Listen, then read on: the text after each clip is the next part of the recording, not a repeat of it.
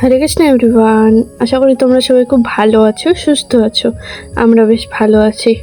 আজকে হলো বুধবার, তো সকালবেলা ঘুম থেকে উঠে সমস্ত কাজ কমপ্লিট করে নিলাম। তা ছান টান হয়ে গেছে, অনেকগুলো কাপড় ধুয়েছি আজকে। যখন দেখলাম কাপড়গুলো ভিজিয়েছি তখন আকাশটা ভালোই ছিল। এখন দেখছি আকাশটা মেঘলা হয়ে গেছে, প্রায় এখন 10টার মতন বাজে। আজকে বাড়িঘরও মুছে নিয়েছি। কালকে যেহেতু বৃহস্পতিবার, কালকে তো মুছতে পারবো না, কারণ কালকে আছে রথযাত্রা। সবাই মিলে কালকে যাব রথে, এই জন্য। আর কালকে তো মোছা হবে না। পুরো একটা বছর আমরা অপেক্ষা করে এই রথের দিনটার জন্য। সেদিন আমরা সবাই মিলে যাই রথে, খুব আনন্দ হয়। আগে না আমি রথ বলতে কিছুই জানতাম না, মানে জানতাম আমাদের কোচবিহারে একটা ছোট্ট মদনমোহন বাড়িতে রথ হয়, মানে ছোট না বড় রথই হয়।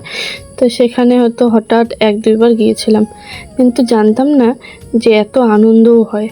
যবের থেকে মানে আমরা ইস্কনের সাথে যুক্ত হয়েছি, আর যবের থেকে ইস্কনের রথে যাচ্ছি তবের থেকে রথ মানে এক বছরও আমি বাদ দিইনি। খুবই ভালো লাগে। আর যদি কোনো সময় মনে হয় না যেতে পারবো না, কোনো অসুবিধা, চোখের থেকে নিজেই জল চলে আসে। এই জন্য তাড়াতাড়ি করে সম্পূর্ণ কাজ আজকেই গুছিয়ে নিচ্ছি। কালকে সকাল সকাল ঘুম থেকে উঠেই সবাই চলে যাব মন্দিরে। সেখানেই কালকে সম্পূর্ণ কাজ আছে, সেখানে প্রসাদ পাবো সবাই। আর সেখানে সবাই মিলে আমরা রথে মানে রাস্তায় যাব। তা যাই হোক, জগন্নাথ দেবের রথের দড়ি তোমরাও গিয়েও টানতে।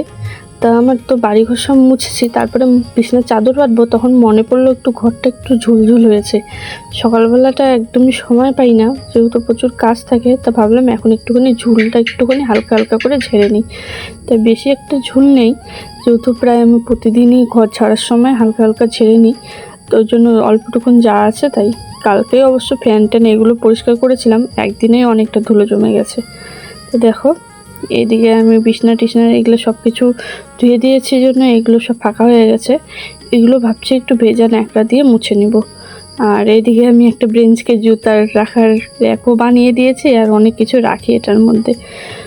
যেহেতু রান্নাঘরে কোনো প্লাগ নেই, এখানেই মিক্সি থেকে শুরু করে সব কিছু এখানেই রাখি, এখানেই মশলা বাটি। আর এই বালতিটার মধ্যে রেখেছি আমি হলো ঝাঁটা থেকে শুরু করে অনেক কিছু। তো যাই হোক, যেরকমই ঘর হোক একটুখানি গুছিয়ে রাখার চেষ্টা করি। গুছিয়ে রাখলে পরে এমনি ঘরও খুব সুন্দর লাগে দেখতে। তো সব কিছু দেখো একটু ভেজে ন্যাকড়া দিয়ে মুছে নিচ্ছি। মিক্সিটা অনেক নোংরা হয়ে গেছে, যেহেতু প্রতিদিনই লাগে মশলা বাটতে, আর মশলার মনে করুন ইসোগুলো যায়, তো একটুখানি কেমন ময়লা হয়ে গেছে, ওটাও ভালো করে মুছে নিলাম। তারপরে বাকি সব কিছু গুছিয়ে গুছিয়ে রাখলাম। এখানে একটা ইলেকট্রিক কেটেল আছে, প্রতিদিন যেহেতু আমার সকালবেলা গরম জল খেতে লাগে, এই জন্য আমি সবসময় এখানেই রাখি। আর এখানে একটা প্লাগ রেখে দিয়েছি, বেড সুইচ, তাই এখান থেকে মোবাইলে চার্জ দিতে সুবিধা হয়, আর সব কিছুই সুবিধা হয়। আর দেখো আমার কতগুলো ওষুধ, এগুলো কিন্তু সব রক্তের সিরাপ।